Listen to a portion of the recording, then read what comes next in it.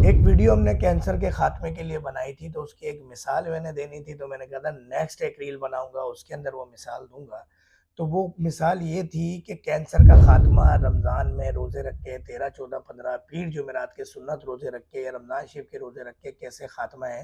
तो जो आपके हार्मफुल जितने भी जरासीम होते हैं, जो सेल्स होते हैं, उसको खा लेती है आपकी बॉडी।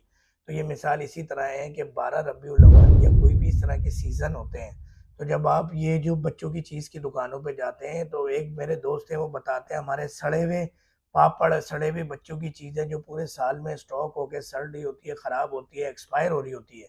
तो इस तरह के सीज़न जब भी आते हैं तो लोग उसको खरीद लेते हैं। तो इस तरह उनकी दुकान का सफाया हो जाता है और हम सड़ी हुई चीज़ें भी लेके बाँट रहे होते हैं 12 रबीउल अव्वल जैसे मौकों पे। तो इस तरह उनकी दुकान का सफाया होता है। इसी तरह कैंसर का भी सफाया हो जाता है, कैंसर के सेल्स का सफाया हो जाता है आपकी बॉडी से अगर आप रोज़ा रखते हैं।